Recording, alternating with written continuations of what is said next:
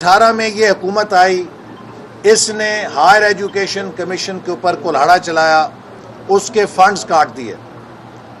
दूसरे साल फिर फंड काट दिए और सबसे पहले इन्होंने पाकिस्तान की यूनिवर्सिटीज़ को अपाहज किया, फाइनेंशियली बैंकरप्ट किया। यूनिवर्सिटीज़ 200% तनख्वाह वज़ीर अपना फ़ीस बढ़ाने में मजबूर हो गई। 200% फ़ीसें बढ़ाई गईं, जिससे गरीब बच्चों के लिए नाकाबिले बर्दाश्त बोझ पड़ा। और अब फाइनली इन्होंने हायर एजुकेशन कमीशन को फेडरल गवर्नमेंट का एक डायरेक्टरेट बना दिया है। कमीशन को ख़त्म करके अमलन एक डायरेक्टरेट बना दिया है, जिसमें चेयरमैन की मुद्दत 4 साल से 2 साल कर दी, एग्जेक्टिव डायरेक्टर को बाइख्तियार कर दिया और मेंबर्स ख़त्म कर दिए। और इस हायर एजुकेशन कमीशन को की हैयत और कॉम्पोजिशन ख़त्म करके और चेयरमैन को बरतरफ करके इन्होंने इस इदारे को भी तबाह करने से पाकिस्तान के हायर एजुकेशन कमीशन को नहीं तबाह किया, बल्कि हायर एजुकेशन के पूरे इंफ्रास्ट्रक्चर को तबाह कर दिया। ये इतना बड़ा वार है जिससे हमारे नौजवानों का मुस्तकबिल तारीक हो जाएगा। ये शख्स जो ऑक्सफोर्ड यूनिवर्सिटी से 3rd डिवीज़न डिग्री स्पोर्ट्स कोटे पे लेकर आया है और लोगों को कहता है कि मैं ऑक्सफोर्ड यूनिवर्सिटी का पढ़ा हुआ हूँ, उन्होंने तुम्हें डिग्री दी है क्रिकेट के ऊपर, तुम्हें एकेडमिक्स का क्या पता। आज नॉलेज इकॉनमी जो दुनिया में बन रही है, जिसके लिए हमारे नौजवानों को हमने टेक्नोलॉजी देनी है, हायर एजुकेशन में एक्सेलेंस देनी है, तुमने उसकी फंडिंग ख़त्म की, अब उसके इदारे को तबाह कर रहे हो। हम ये बर्दाश्त नहीं करेंगे। इसके ख़िलाफ़ मुस्लिम लीग नून भरपूर एहतजाज करेगी।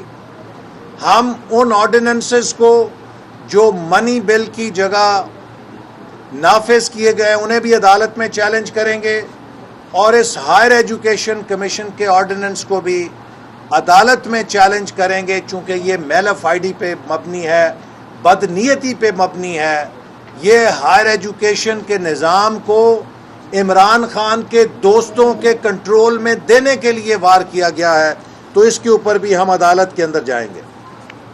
फिर देख लीजिए, हमने 70 साल सुना कश्मीर पाकिस्तान की शहरग है, कश्मीर के ऊपर जंगें लड़ी, कश्मीर के ऊपर हमारे फौजी शहीद हुए, और अब पार्लियामेंट को नहीं पता कश्मीर पे क्या होने लगा है। ब्लूमबर्ग हमें बताता है कि किसी तीसरे मुल्क के ज़रिए हम खुफिया सफारत कारी करके कश्मीर के ऊपर फातिहा पढ़ चुके हैं, भारत कश्मीर को दे दिया है। और अब हमारे मुल्क के वज़ीर ख़ारजा तकरीर फरमाते हैं कि हम माजी को दफन करके फ्रेश स्टार्ट करेंगे। तो क्या उस माजी में भारत का 370 आर्टिकल को तब्दील करना भी शामिल है? क्या उस माजी के अंदर कश्मीर पर भारत का गासबाना कब्ज़ा भी शामिल है, जिसको भुला के अब हम भारत से मुज़ाकरात करेंगे? क्या अब ये सब कुछ इसलिए हो रहा है कि हमारे पास $1 अरब किसी मुल्क को लौटाने के लिए नहीं, तो उससे $1 अरब रोल ओवर कराने के लिए हम कश्मीर का मुकदमा भी भूल जाएंगे?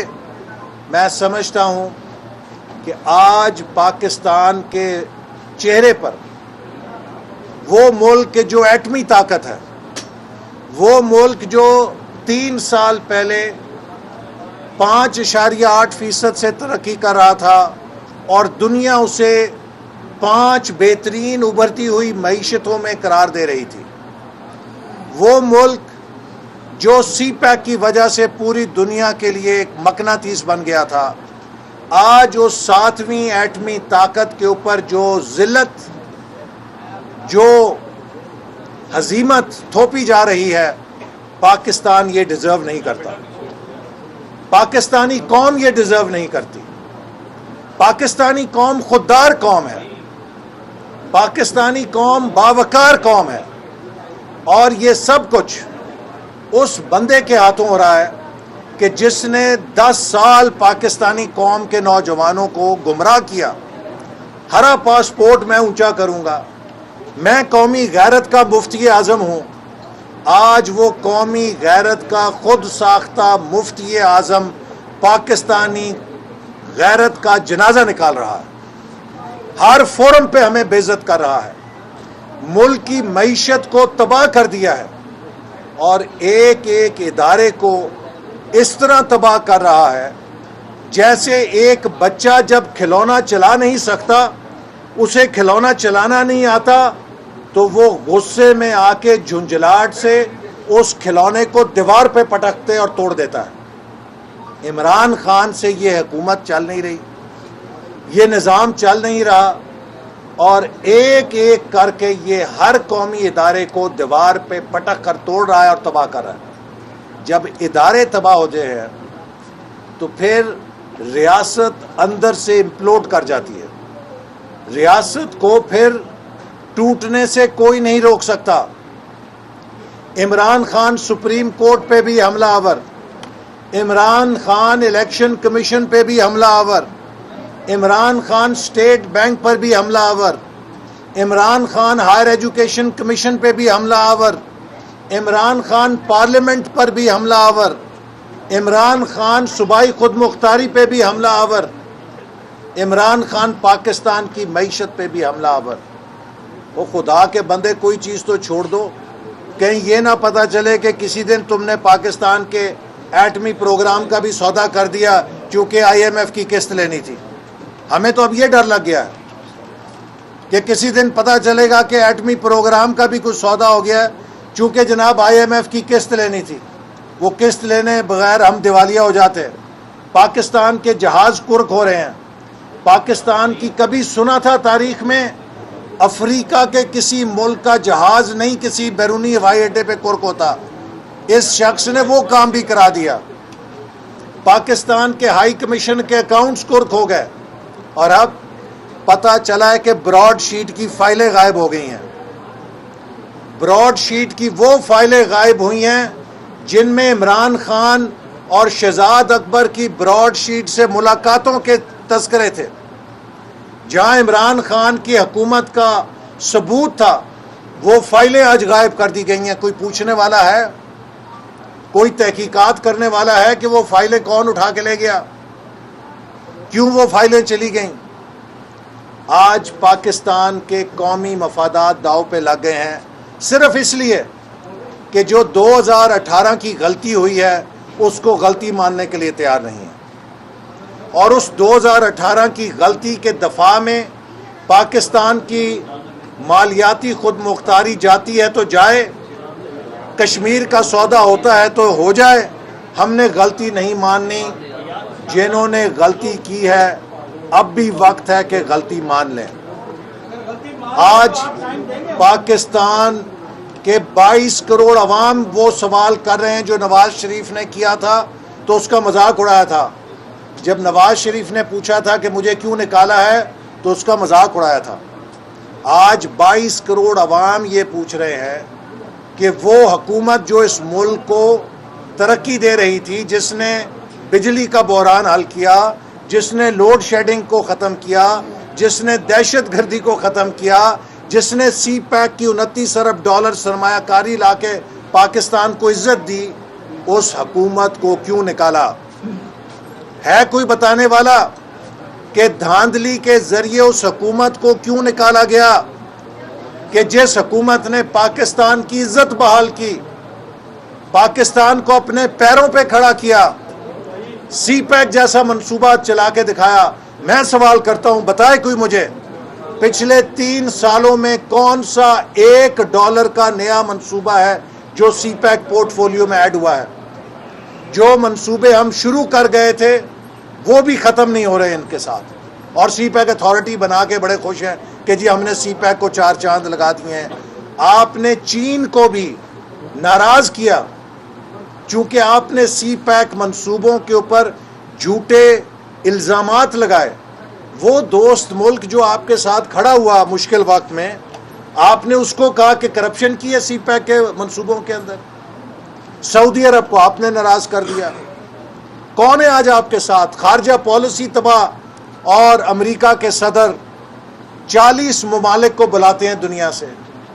نیپال، اس میں بھوٹان بھی ہے، اس میں بنگلہ دیش بھی ہے، اس میں انڈیا بھی ہے جنوبی ایشیا سے. ساؤتھ ایشیا میں پاکستان کی اب حیثیت بھوٹان جتنی بھی نہیں رہی. کلائمیٹ چینج میں تو ہم 10 سب سے زیادہ متاثر ہونے والے ملکوں میں ہیں.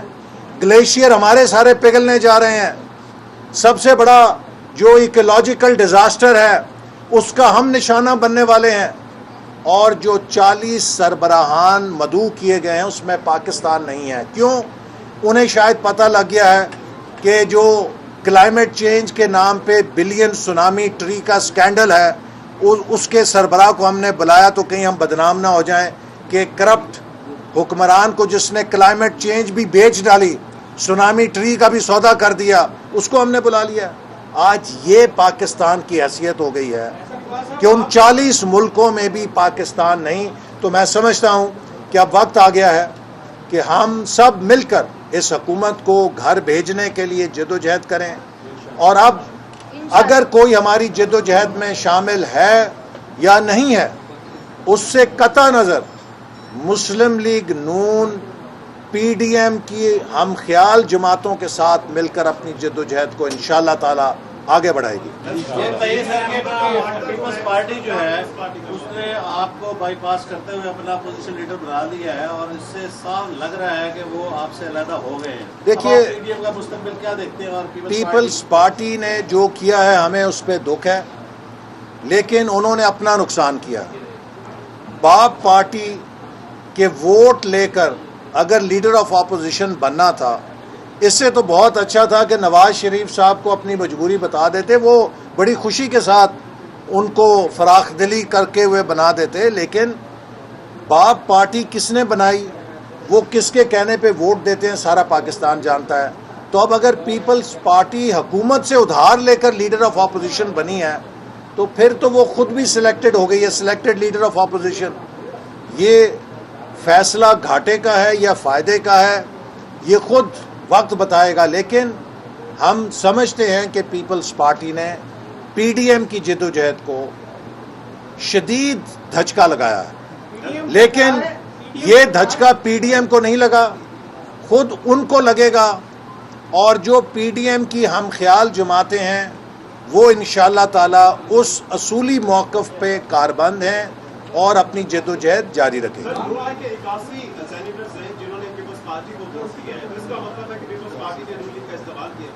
دیکھیے، یوسف رضا گیلانی صاحب قابل احترام ہیں اور میں نے یہ سوال اٹھایا کہ گیلانی صاحب پی ڈی ایم کے نہ صرف 81 مسلم لیگ نون کے بلکہ پی ڈی ایم کے دیگر ووٹ لیے بغیر سینیٹر منتخب نہیں ہو سکتے تھے. اور اگر سینیٹر ہی نہ ہوتے تو لیڈر آف اپوزیشن کہاں سے بننا تھا یا چیئرمین کا الیکشن کہاں سے لڑنا تھا. تو ان کا یہ جمہوری اخلاقی فرض تھا کہ انہوں نے جو بھی قدم اٹھانا تھا اس سے پہلے وہ پی ڈی ایم جماعتوں کو اعتماد میں لیتے. انہوں نے کسی کو اعتماد میں نہیں لیا اور یہ میں سمجھتا ہوں کہ بد عہدی ہے جو انہوں نے اپنے ووٹرز کے ساتھ کی ہے. اچھا یہ آپ نے تمام ملک کے حالات کافی خراب ہے معاشی طور پر کشمیر کے معاملے پر، اس کا ذمہ دار صرف اور صرف آپ نے عمران خان کو قرار دیا. کیا صرف عمران خان ہی خراب تھا؟ ساری ذمہ دار ہے. دیکھیے، عمران خان اس تباہی کے ذمہ دار ہیں اور جو بھی عمران خان کی حکومت کو کندھا دینے والے ہیں وہ بھی ذمہ دار ہیں. ابھی آپ کہہ رہے تھے کہ عمران جو ہے وہ قوم سے معافی مانگ گیا، اس کا مطلب یہ ہے کہ آپ کے یہاں یا پی ایم کے یہاں معافی کا خانہ موجود ہے؟ کس چیز کا؟ قوم سے معافی مانگے. ہم نے تو قوم سے کہا ہے، قوم سے معافی مانگے. دیکھیے، یہ جو 2018 میں ہماری حکومت کو نکالا ہے، ہمیں کیا نقصان کیا؟ ہم تو چلیں ذمہ داریوں سے بچ گئے، لیکن یہ اجاڑا پاکستانی قوم کا ہوا ہے، پاکستان کے نوجوانوں کا ہوا ہے جن کا مستقبل ان سے چھینا گیا ہے. تو جنہوں نے بھی یہ کھیل کھیلا تھا انہیں پاکستانی قوم سے معافی مانگنی چاہیے کہ ہم سے غلطی ہو گئی اور ہمیں اس سے سبق سیکھنا چاہیے.